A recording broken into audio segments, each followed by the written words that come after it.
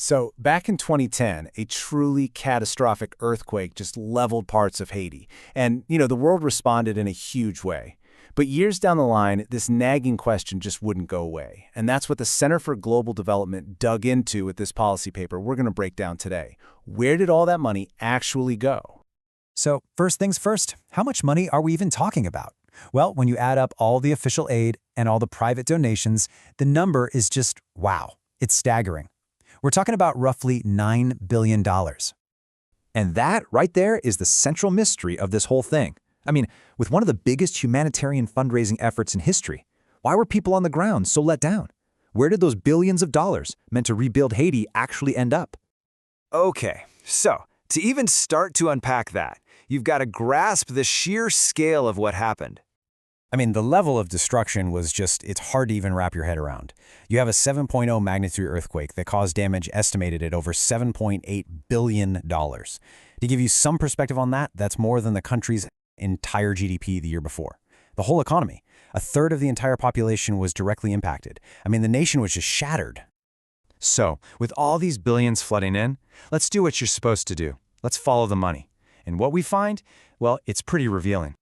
Okay, first, a really quick but super important distinction we need to make. The money came in two main flavors. Humanitarian aid, that's the immediate short-term stuff for urgent needs, and then there's recovery aid, which is for the longer-term rebuilding. Knowing that difference is totally key to understanding what comes next. And boom! This chart right here shows one of the more shocking findings of the entire report. Take all that humanitarian aid, right? The immediate relief. Just look at this breakdown. A huge chunk, 36%, went to the donors' own civil and military groups. Another huge chunk, more than half, went to international NGOs and UN agencies. And the actual government of Haiti, 1%. Just let that sink in. For every single dollar given in humanitarian aid, less than a penny went to the Haitian government. All right, now let's drill down and look specifically at the U.S. funding. Because that pattern we just saw, it gets even more extreme here. A full 50% of the money went straight to America's own civil and military organizations. Over 31% went to international contractors and NGOs. And again, look at that tiny little sliver for the government of Haiti. Just 1%. The country that was actually at the center of the crisis was pretty much completely cut out of the loop. So what's the big deal? Well, here's the thing. By constantly going around the Haitian government, and we're talking even years after the emergency phase was over, the whole aid effort was actually weakening the public sector. Instead of helping Haiti build up its own ability to handle things, it basically created a system where they were totally dependent on outsiders. And this whole approach had a massive effect on the country. It led people to start calling Haiti the Republic of NGOs. So just how many of these NGOs are we talking about? Well, that's the crazy part. Nobody really knows for sure. The estimates are all over the place, ranging from a few thousand all the way up to maybe 10,000. It just shows you how chaotic and uncoordinated the whole thing was. And this map here gives you a pretty good visual of what that chaos looks like on the ground. See all those circles? Each one is a cluster of different aid projects. You can just see how packed in they are, especially around the capital, Port-au-Prince. It was a total saturation of aid groups. So what happened is, this created what a lot of people call a parallel state. Just get a load of these numbers.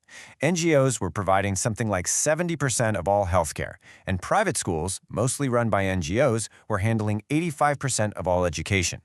This, of course, creates a brain drain. The most talented Haitians get pulled away from working for their own government into these better-paying NGO jobs. It even created a whole new social class, which Haitians started calling the class ONG, the NGO class. Okay, so you've got this massive, totally fragmented system, run by thousands of different outside groups. And where does that lead? Well, it leads to a huge problem with accountability. And hey, you don't have to take my word for it. This quote right here, it's from an external review of USAID's own activities. They basically admitted there was a disquieting lack of data. It was so bad they couldn't even figure out if the aid was any good or what impact it was having. To put it simply, the people in charge of the money admitted they couldn't even track it.